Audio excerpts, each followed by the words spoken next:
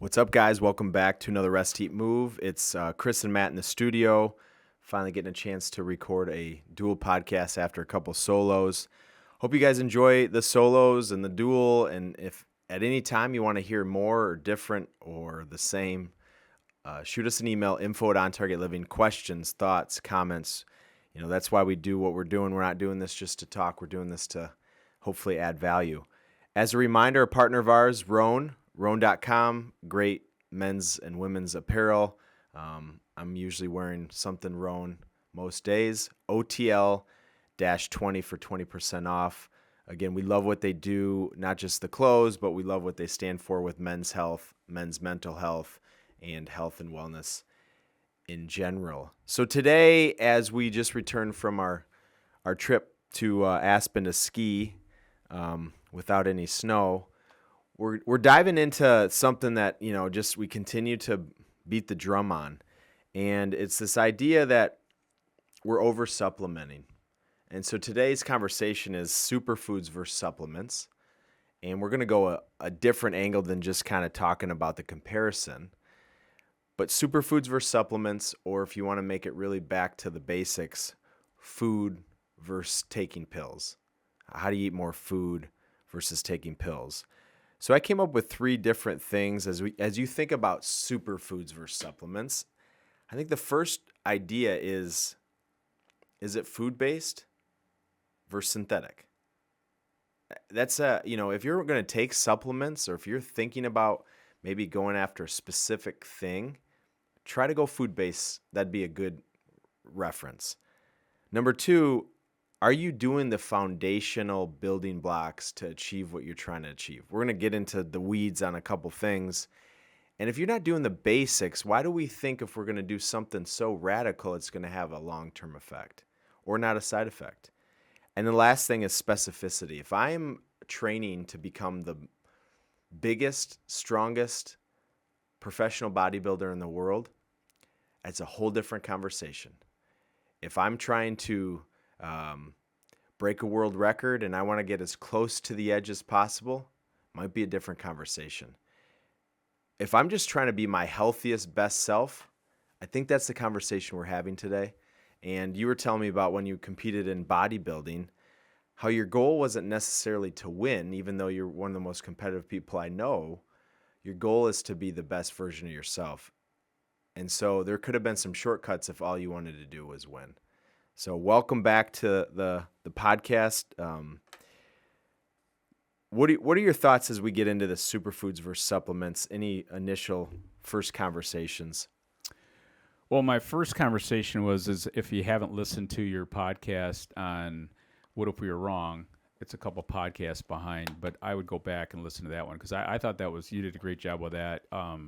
Really get you thinking about different things and what we thought was true, which kind of leads into this conversation is it really true? When I think of supplementation, years and years and years ago, when I worked at the Michigan Athletic Club, people they wanted to do things and should I take a multivitamin or whatever? And I started thinking, what are the most powerful foods in the world? Not supplements. What are the most powerful foods? And it really came back to grasses, came back to algae, came back to omega-3 fats, came back to sea vegetables, came back to all these things that really kind of originate everything everything in life is come from somewhere. And so I started thinking about, wow, instead of doing a chemistry set of taking a vitamin A and D and E and, lipoic acid and the list goes on, what if you could have 1 or 2 foods that could cover lots of ground? And in a food standpoint, because it's, again, we talk about the orchestra, the dance is when you eat a food, the body's breaking it down the way it should. It's got fiber, it's got, water to it or whatever it is, but the body's breaking it down the way it should be broken down. So the orchestra is playing the way it should be played, not just everybody doing their own thing. Well, I think of that dance, some days I'm starving.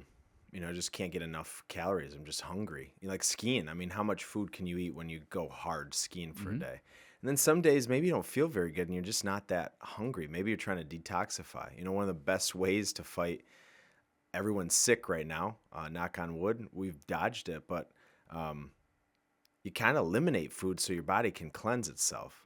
Yeah, so again, back to when you think about that dance, that's why calorie, a specific calorie number is rarely is going to work, because in some days, depending on your activity level, your stress levels, how much you sleep, you're going to need more calories one day than you are the other day. And so you're into the dance, listening to the body, understanding that maybe I'm eating, but I'm not really hungry. Body's kind of talking back to you. So that's where that's the conversation today, is we're losing that whole, common sense approach to how the body works. But I'm just going to take this and that. Well, the reality is body's not going to break All down. right, so that's a absorb good point. Calories don't equal calorie. That's our belief. That's our philosophy. That's what we try to teach. If I take and put 500 calories of Oreos, which 2 or 3, and I put a pile of some type of fruit, let's just use apple, 500 calories of apples. The body doesn't look at those two things the same way. In my opinion, in our belief, that's how, we teach. If you believe that, then there's no way a supplement can equal a supplement. So the vitamin D in cod liver oil is not going to be equal to the synthetic, man-made vitamin D in a supplement. And in many cases, you're talking about 10,000, 50,000 IUs of something in something like cod liver oil. The measurement's much lower to begin with, but they're not equal. So that's kind of the daily dance. And, there's a lot of influencers out there. There's a lot of noise out there, and you continue to hear me talk about this. I continue to maybe try to play in that game a little bit more of getting out there with some ideas and thoughts. And there's this guy out there, Brian Johnson, which I think has some good ideas and thoughts. But I heard something he said the other day that just is the exact reason why it's not going to work. So somebody was asking him about his, actually they were asking him about his sex life, but they were really asking him about, do you date? Do you have he's maybe divorced or single at the moment, but he kind of laughed and said, I don't really see anybody or date anybody because my lifestyle is not conducive to that. And that's the dance. If you're eating all your food before 11 o'clock, I believe, he's taken 120 different supplements. He's in an infrared sauna. He's got the red light therapy. He's getting injectables and all this stuff. Again, some of it might be great things that he's trying to be a chemistry set. It's just not repeatable. It's not sustainable. And in my opinion, it's not really the dance that we're meant to do. If you can't go out to eat and figure out something to kind of socialize with, you don't have the right dance. So that's kind of the initial idea today. 120 pills or supplements. Option 1, not an option I'm interested in. Or looking and saying, what superfoods, 1 or 2 superfoods, some small amount of food that really can get me some nutrients, and then the rest of it is just food, versus trying to supplement everything, trying to kind of fill these holes by these synthetic, isolated nutrients. And here's a couple of them. A couple popular ones right now. You've heard us talk about creatine. The conversation is, when did we all of a sudden all need creatine? Seems like it's needed by a lot of people. NAD+, colostrum. You got the AG1s and the green powders. And again, there's a lot of good ingredients in those foods. But when did it become we need 72 different ingredients in a powder that mixes with water? Nutrafol, hair loss, whey protein, peptides, multivitamins. I'm not going to argue the soil is less readily available of some nutrients. We're feeding 8 billion people. But I don't think supplements is the answer. I think we still got to continue down that food path. TRT, and then, for a lot of the younger males and even 40, 50, becoming your age, you're clueless to this. The nicotine, the Zins, the pouches that you just put in your lip for energy, for cognition. This is what's going on. Energy drinks, caffeine, stimulants. We're trying to hack this thing that's really a dance. And for me, I remember when I was getting married, we wanted to do our first dance. And so I took a dance lesson, and if you gave me a couple hacks or tricks, I would have done it. It wasn't that I was going to do it for 10 minutes. So this isn't our body, though. Our body is going to be what we have for life. And if we continue to hack it, I just don't think we're in that optimal state. What do you think of some of those trendy? We got to get you some Zen. Yeah, when you're saying, well, that's not me.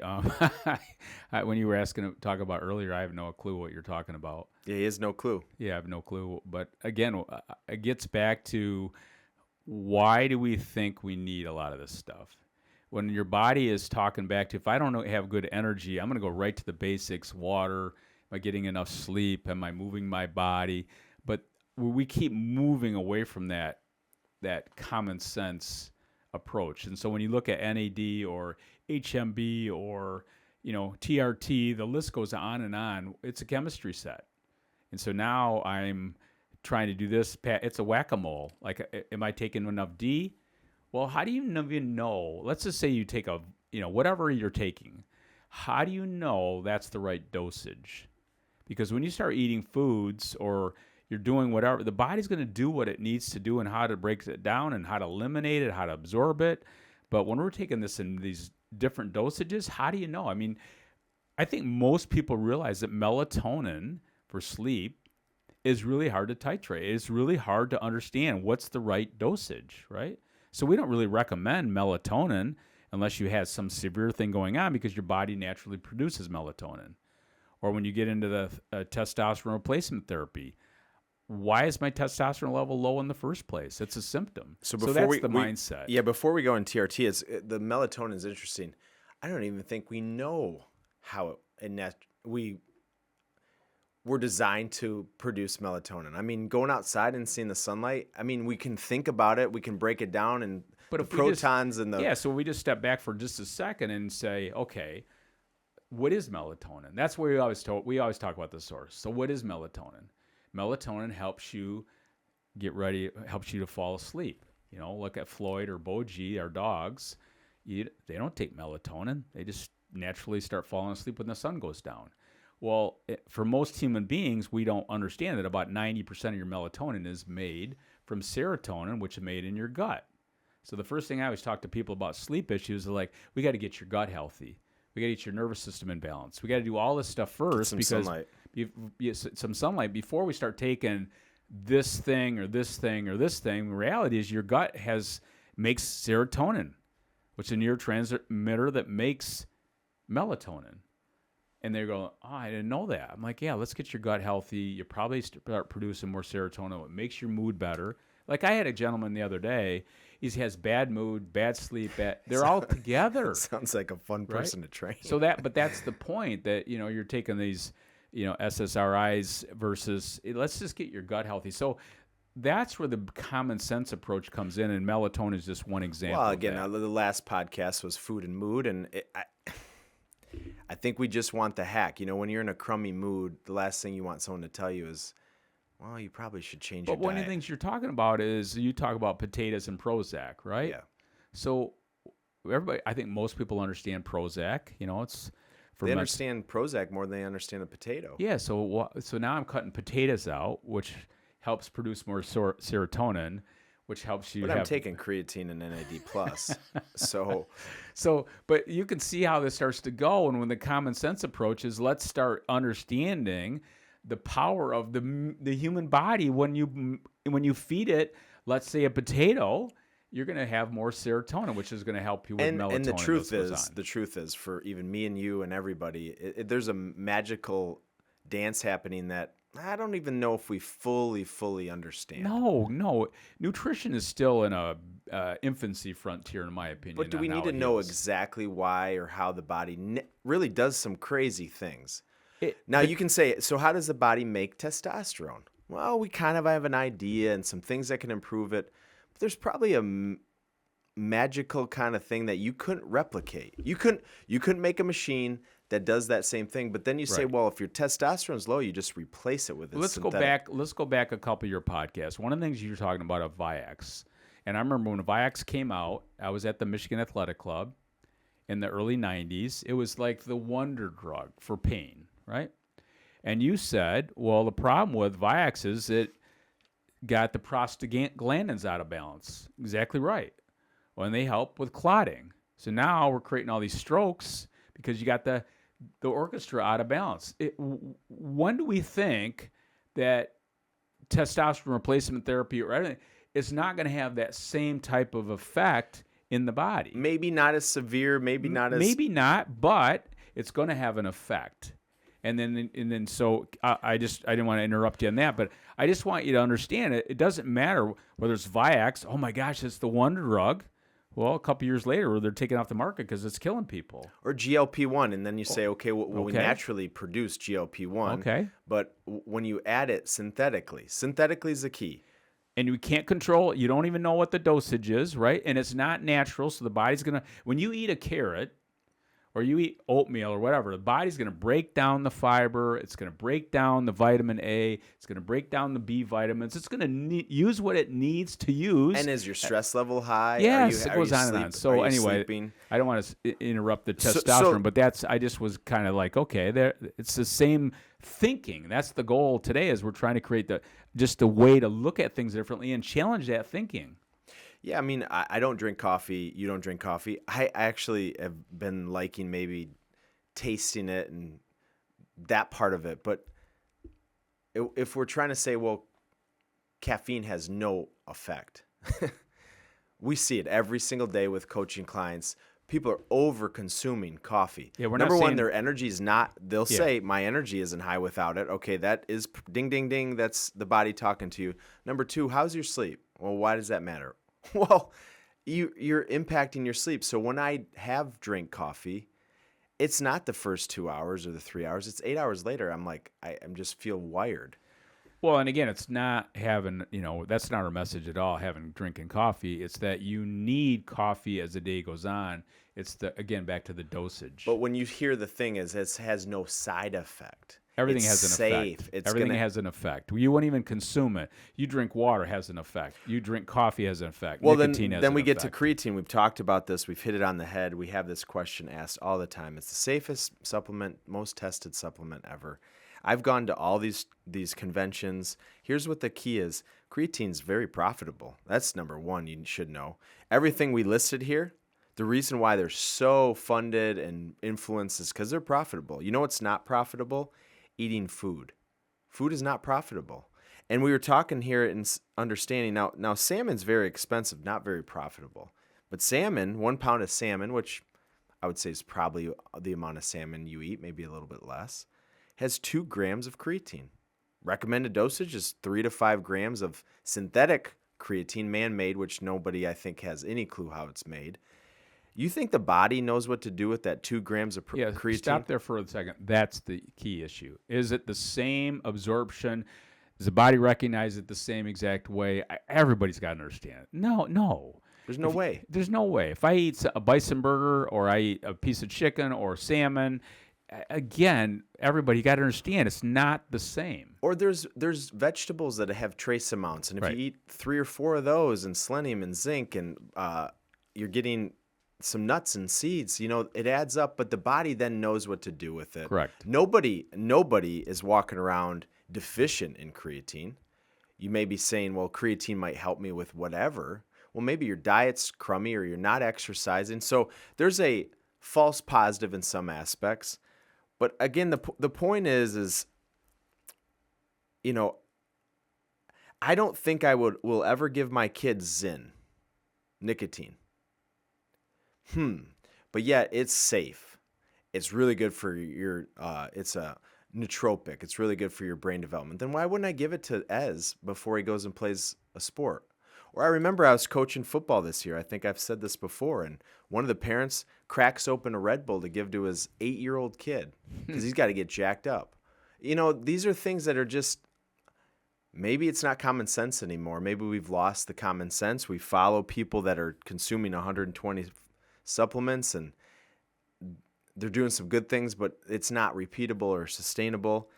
And that's kind of where we're at today. You got peptides and supplements and all these nutrients and botanicals. Talk about peptides for a second. So I'm speaking in LA a year and a half ago or 2 years, whatever, year and a half ago, and it's all, business owners. And most of the business owners obviously are doing really well financially. They've sold a business, created a business. Yeah, and they're predominantly young. And so afterwards, one of the guys comes up to me and says, why don't you dive into peptides more? I said, what? Why would you dive into peptides when I'm talking about proteins and amino acids?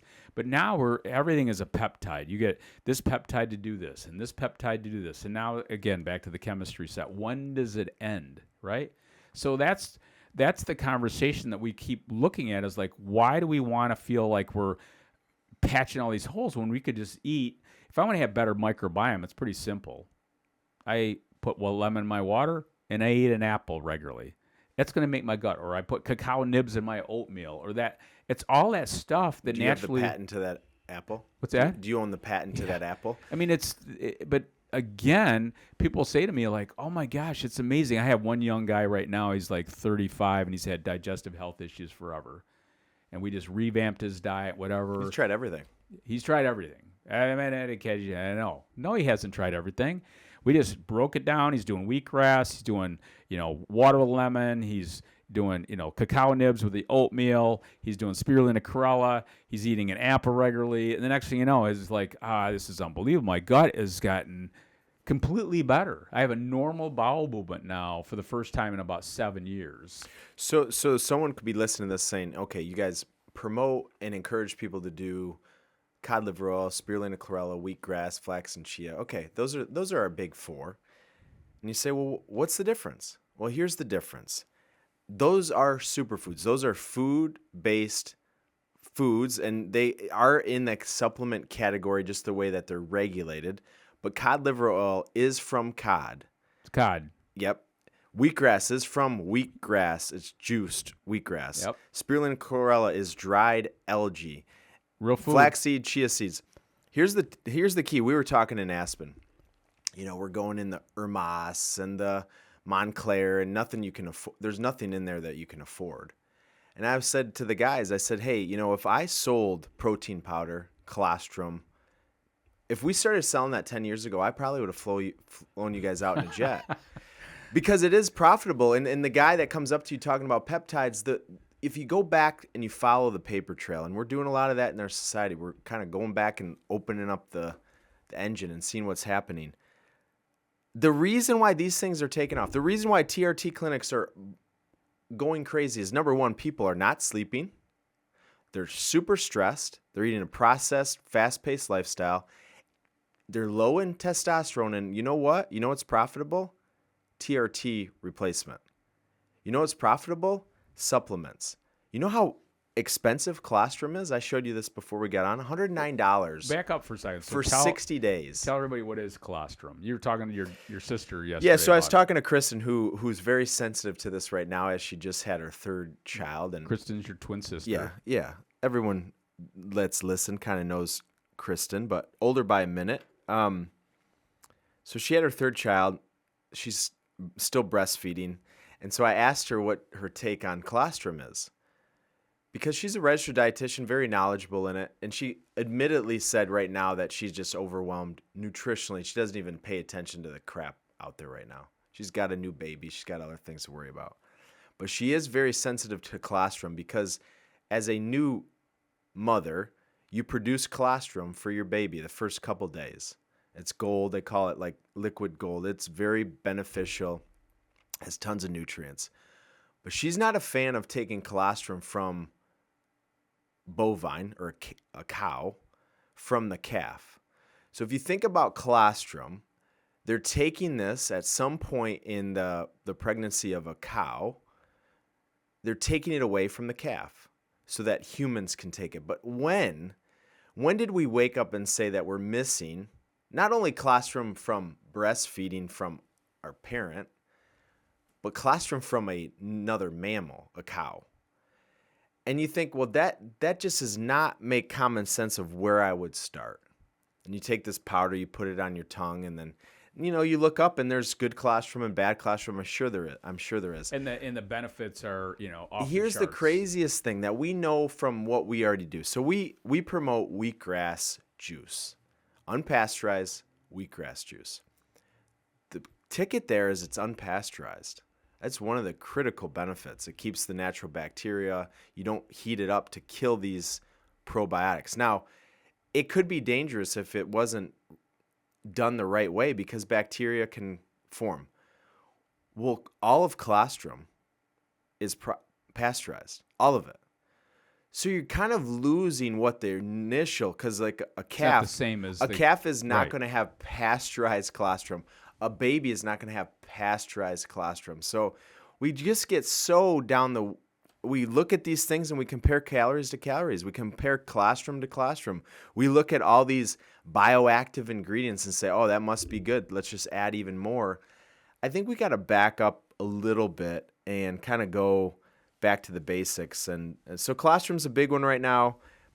Yeah, sure. I'm sure it has benefits, but at $109, if you compared it to an apple, lemon in your water, real whole foods, is it exponentially better? I don't believe so. I believe that most people are not doing the foundations, and you can spend more money, but doesn't mean that you're getting better results. Might be you're getting results, doesn't mean better results. But again, back to the orchestra, you can upset the orchestra, and that's Well, okay, the so you're going to do colostrum. What else are you going to do? Where does it end? Where does it end? I need vitamin D. I need B vitamins. So now I'm going to take DAC. I'm going to take the synthetic DAKE supplement, man-made. Yeah. Versus, okay, one of the reasons, and I don't think most people understand this, one of the reasons we recommend cod liver oil, it has vitamin D naturally. Is it 10,000 IUs? No. No. Is it the average? I just got the certificate of analysis of this batch. Each batch is different. It's a dance. The cod So have different You're levels. talking about the wheatgrass a while back. It tastes differently because it's food. It's grown outside. Sometimes you get an apple, you're like, Right. that's really sweet. Sometimes you get an apple and say Strawberries, there's sour. strawberries, right? Certain times of the year, but because it's real, and that's how the body breaks it down, and that's really what was our genesis. Is we wanted to fill some gaps. Well, again, think about it. Cod liver oil has omega-3 fats, has vitamin A naturally, has vitamin D naturally. Unfortunately, let's just say there's 1,000 omega-3 supplements. There's more, but let's just say there's 1,000. What takes a lot of work is catching it line caught, freezing it on the boat, and minimally processing. That is expensive. It requires a lot more work versus I can get cheap fish, and then I can add synthetic A and D to replicate it. So the same reason we don't recommend TRT is the same reason that we recommend Alaskan cod liver oil over a different cod liver oil. So let's go down that path for just a second, as we've been talking a lot about that. We had a quite a bit lengthy conversation when we were skiing in Colorado. Questions about it. All right, so let's go right after the jugular. Let's just talk about it for a minute. So TRT, and for the people listening, TRT stands for testosterone replacement therapy. Many people just think TRT is the supplement. It's a category of increasing testosterone through some type of man-made synthetic look-alike to testosterone. It is not testosterone. It's a look-alike molecule for testosterone. Or a different way to say it is a steroid. The steroid. So I think this is where most people have it wrong. There's a lot of influencers that say they don't take steroids and they're taking TRT. You're taking steroids. The difference is between maybe what you think of illegal steroids and TRT is the dosage. Same ingredients. So I think when most people understand that, they think, well, that doesn't sound as good. Well, it's a marketing thing. The reason they came up with TRT and hormonal replacement therapy versus saying let's take steroids in the back alley is it's a marketing piece. Now, it is different because of the dosage, and many of the TRT clinics aren't doing the dosage that, Arnold and Sylvester were doing back in the heyday. Yeah, so if you're doing a professional bodybuilding, the dosage is so much higher. Sure, look at them. And so, again, back to, but what is enough, what's too much, it's going to have an effect. So it really gets back. But if you said what you just said, to most people, which I have the conversation, that is a steroid. It's just looked at it a little differently. The other thing you said in one of your podcasts a while back with a GLP-1 one is that it could fit a role for certain people. TRT or testosterone replacement therapy could fit a role. But for many people, that's the first thing. Like, I want to do that now. Well, reality, it's going to have an effect. You don't know what the dosage should be or could be. So that's our conversation. Not saying it couldn't be a tool, because it can be a tool, but why were we jumping to that all of it? Nobody even heard about TRT, supplementation or whatever 5 years ago. Now it's just front and center to everybody. So the first question we have to ask, and let me go back to Brian Johnson. I'm going to throw him some credit here. He says the number one thing that you can do for your health is sleep. So yeah, this guy's a science experiment. There's some good things that are going to come out of this. That's one thing he's kind of donated in his life to this. But if you try to follow it to a T, or you get too much on seeing those headline news, you're going to go down the wrong path. So I'm going to give him some credit there. First question we should ask, you're thinking about TRT. First question you should ask, because to do TRT, I hope that you've had your testosterone checked. If you're doing TRT before that, I don't think we're talking to somebody that we're trying to help, because you're just trying to find a shortcut, take something to get whatever you're looking for. If your testosterone is low, or any of your steroidal hormones, and again, it's a steroidal hormone. People don't understand it. We could have a whole podcast on it, what the effect of a statin is to it. So many different avenues, but your testosterone's low. Your first question should be, why is my testosterone low? Not how do I raise my testosterone? That's not the first question. Right. Because if it is the first question, we're going to just supplement. We're just going to take medications. Well, and again, why you're talking about that right now, most people, number one, they don't know what it is. So when we sit down with them, we do the know your numbers and get your testosterone checked. Many doctors are like, no, you don't need that. No, you do need it. You need it at 20. You need it at 30, both men and women. Bingo. So you need that number so you can compare apples to apples. Again, it's not just for men. It's men for women. But then from there, you can start thinking, like I learned a long time ago, my testosterone level dropped 200 points. If I didn't have that awareness, but I wasn't going to go, oh, I need testosterone replacement for somebody therapy. That most people would say, you have a perfect, healthy lifestyle. But stress is nobody's immune to stress. No, I was working too much. I was a mess. So back to that, it's a symptom that something's out of balance. All right, so let's just say testosterone's low. We haven't asked the question of why it would be low. Hands down, I can say this right into the camera. If your testosterone's low, you're not sleeping. Bingo. Number one. Now, let's just say you are sleeping. Then you have too much stress, and if you have too much stress, you're probably not getting quality deep sleep. But you say, Matt, well, I can't. And you follow these influencers, these celebrities that are on the road 180 days a year. They look good, and they're taking testosterone, and everyone's saying, well, they're doing it. Their lifestyle that's not what we're designed to do. There's no recovery. And then I will ask, again, I've already had a handful of these already this week and last week. If your testosterone level's low, tell me, and I ask them, because I'm coaching them, so tell me the raw materials that makes your testosterone.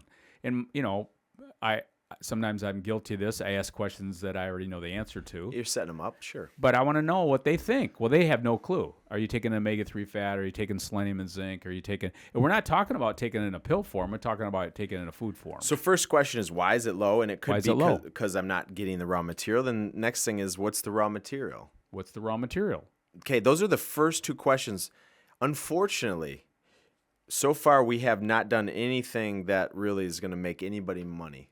The doctors don't have a tool of that. Like, tell me what's your day, if you're overscheduled. What time you going to bed? What time you going to bed? Do you have any rest and rejuvenation? Are you getting looking relaxation, at your phone massage? in the bed? Yeah. So then you start realizing they're doing kind of most everything wrong, and the body is doing its best to help you recognize that something's out of balance. Yeah, and think about sleep. So for me and you, we're gonna have a couple nights here and there. We were just in Aspen. You can't sleep. You're not used to the altitude. Well, and there's no, it's so dry, and You got the water vape. You got to do all these things.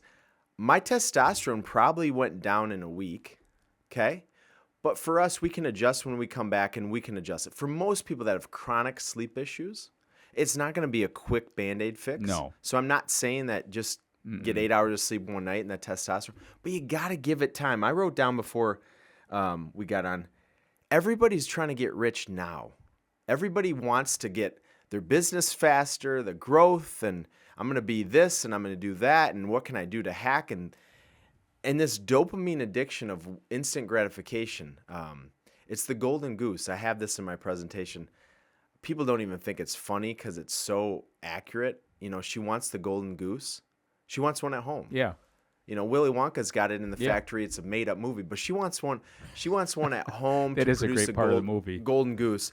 That's what we see right now. The only reason why people are so fascinated in these supplements, and there's going to be a new one tomorrow. New one. Yeah, I don't even know what it will be called, but it will be a new one tomorrow for some symptom that millions of people have that are desperate because they're not looking under the right rock. They're saying, it can't be because I'm not sleeping. My testosterone's not low because I'm not sleeping. It can't be.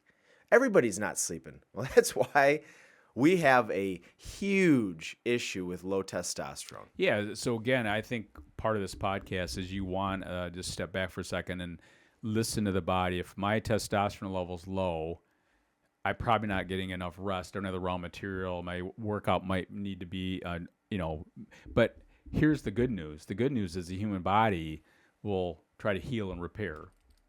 If my body is deficient in X, the body's going to talk back to you. You said this in your podcast a little bit. If my blood pressure is too high, it's not because I'm consuming too much processed sodium. It's that my nervous system is out of balance. So then, well, what's the best way to improve your nervous system? What's really, planned breathing. How do you recover? I mean, foods high in magnesium. We just got to start asking a little bit of these questions, and that's our goal, is to say, hey, wait a minute. Not saying testosterone replacement or GLP-1s, or they're not saying that's not a tool, but that's sure is not, if your body's talking back, that's not where we begin, because that's always going to have an effect. Yeah, I mean, it is a tool, and I sometimes hesitate to even say it's a tool, because once you have that opening and say, well, Matt and Chris said it's a tool. Here's the deal. We got to do some hard work. You got to do some hard work. Now, hard work isn't for everybody. I'm just going to be honest. Hard work isn't for everyone. You're telling me about the grumpy client. That might be a client that just doesn't. Yeah, they're not going to comply. Yeah. I watched this guy that teaches how to do strength training, and he does it the right way. It's hard. Yeah. It's really hard, and you're going to not do this straight line up. You're going to have some days where you just don't have it. You're going to have some days where you kind of maybe tweak yourself because you're trying to get in a position. I was reading Jesse Itzler's book, Living with a Navy SEAL. And, it's just an entertaining book. Sure. But one of the things, he calls him SEAL. But one of the things Who's Goggins? It was Goggins. But one of the things he was talking about is that why do we not embrace hard? Hard is not a bad thing. Being uncomfortable is not a bad thing. And I think that's the whole gist of what we're talking about today, is like some of the stuff's going to be challenging. It's going to be very difficult. It's going to be challenging. It's going to be hard. It's going to get uncomfortable. But the bottom line is you're building that foundation. Well, that book you gave me, The Comfort Crisis, that's exactly what it is. We're addicted to dopamine. So, weed is legal. We take most men my age are consuming Zyn or pouches, nicotine pouches, for that buzz or that lift or that cognition. Coffee is the number one, drug in the world. We don't want to be uncomfortable. We don't want to put in the work. We want that instant, quick fix, fast, now, golden goose. And that's where we've gotten. And at the end of the day, you say, well, what's the problem with that? Well, in some cases, there's no problem with that. In other cases, when it comes to the human body, I think we're shortcutting what could be possible. Well, and we talked about this before we got on. I think sometimes, again, I think everybody wants to have an outcome faster than longer. But at the same time, one of the things I think lots of times, I always think about, it's the struggle, which is the best part. Because if it's so stinking easy, it's so stinking easy. Now, again, there's certain things you like to be easy, but at the same time, I think everybody sits back and goes, some of the hardest things are the best things. So you don't really understand. Some of the beauty is the struggle. And I think we all do that. I mean, if you went to college and you got your degree, it's not easy. If you whatever you do, you had, for example, when you were playing golf, your freshman year it was a struggle, but then you came back and you kind of self-fixed it, and then you started enjoying it, I think, a lot more. It wasn't so, you know, and I think that's the beauty of is going through the struggle and enjoying the journey of the struggle. And I think sometimes that's our whole gist is we want to say, hey, it's not perfect.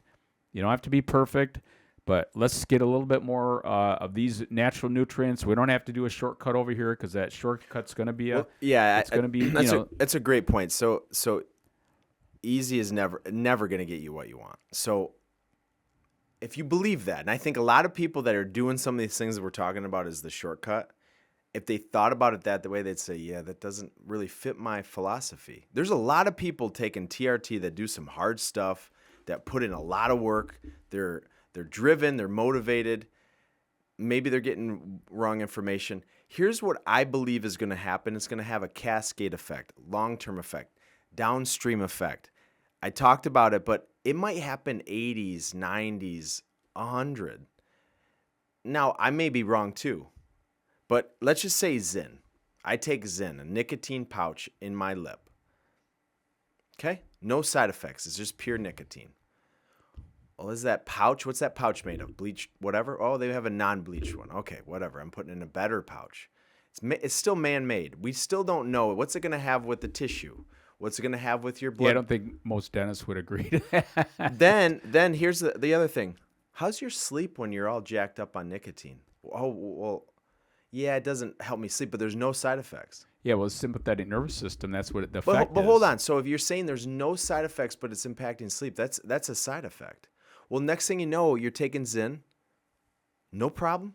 Your workouts are stronger. You got more. You're on fire. You're working harder. But you don't sleep. And then next thing you know, 5-10 years later, less than that, your testosterone's low. For Been sure. taking Zyn, can't sleep, or not sleeping, not really aware of it because I just take Zyn and I'm not tired. I'm taking Adderall. I'm not tired. Next thing you know, your testosterone's low. But there's no side effects. And now I'm going to do that conversation about TRT. So it's back to the orchestra. So now the dance is off. Dance is off. So if you took an energy drink, for example, at any length of time, you're going to have low testosterone because it stimulates your sympathetic nervous system. That's the opposite of allowing your hormones. So back to that question, yep. You follow Joe Rogan, RFK. Let's just put those in a different category. But the average person that's going down the TRT path, I don't think they're eating very good. Usually, they're probably not resting and rejuvenating. They're maybe drinking a lot of alcohol. They're probably not doing some basic foundational things. Let's think about average person. We're not comparing ourselves to LeBron James or, some of these elite 0.001 percenters. And I think that's where we start to kind of create that common sense. And it's a choice. We have a choice. There's many choices.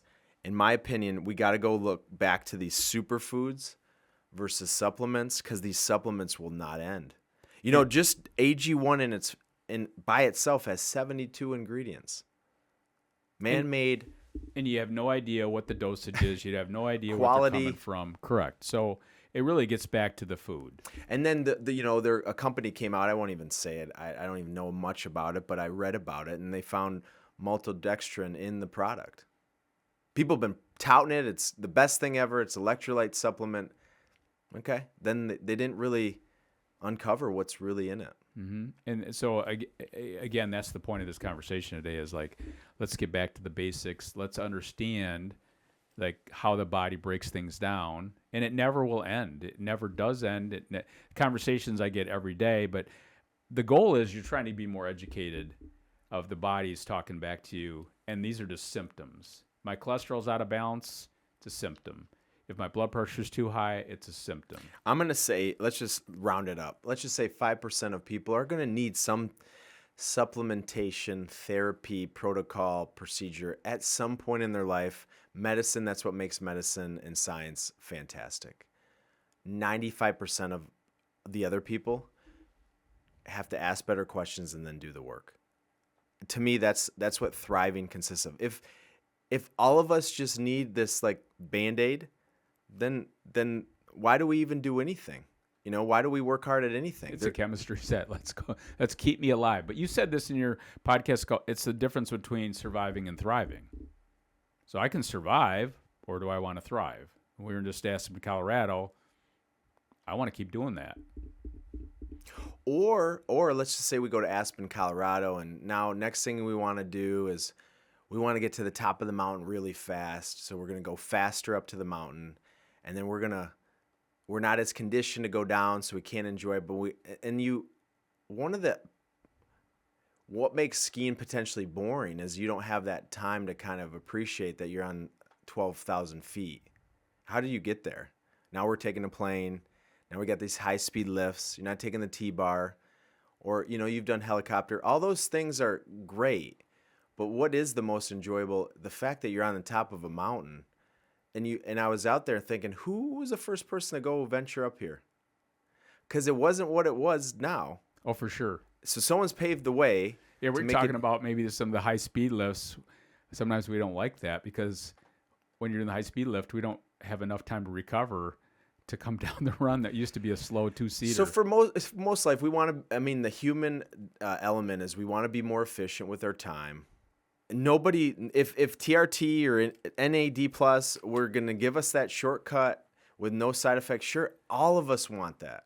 But when it comes to food, unfortunately, there's a magical dance that I don't think we fully understand, and I think we're trying to take a shortcut from.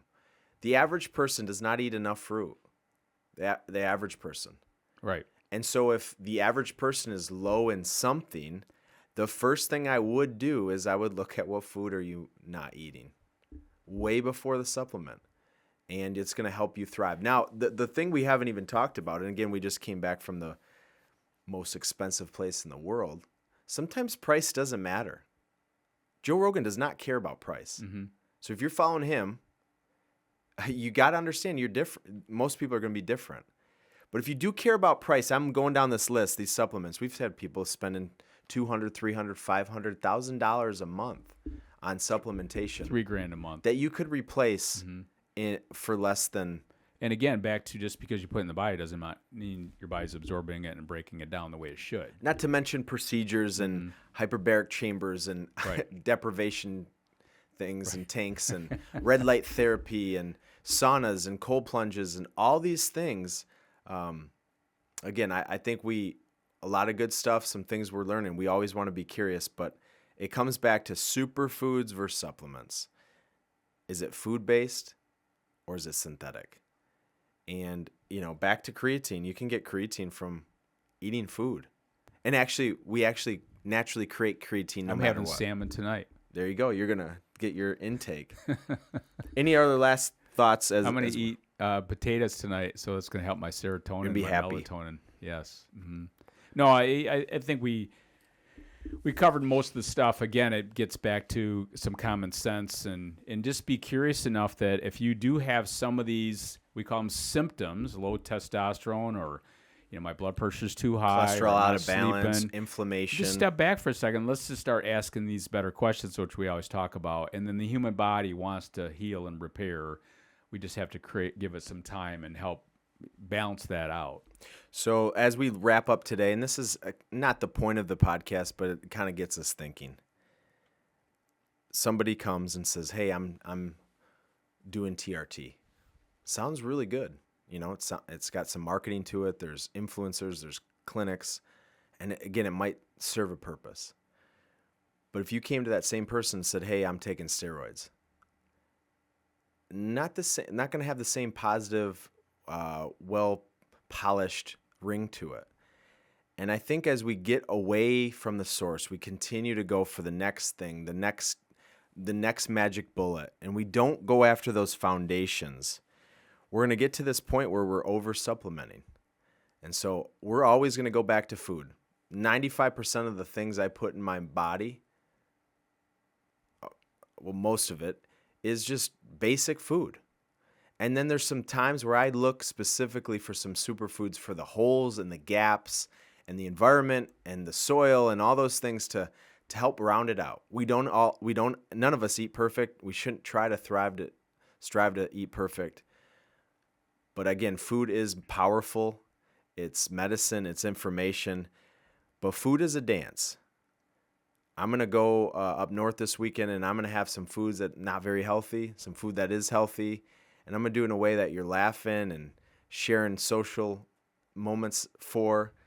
And again, if we get too far down this path, next thing we're going to do is everything's going to be a pill, a supplement, and we're really just not going to have that dance. We're going to be back to the Jetsons. Yeah, it's going to be the Jetsons. You take this one thing and you don't eat the rest of the day. That's right. Here's a little platter of pills. Yep. So as Willy Wonka, the golden goose, we got to step back and say, okay, we don't need it all right now. We don't need to be rich overnight. We need to build these foundations, give ourselves the raw material. And again, the body is magical, and in many cases, we don't really know much about it. Well, and then the last thing I'll just mention is just embrace sometimes the struggles and the journey, because that's when we get done at the end of the day, the work really makes it, so powerful.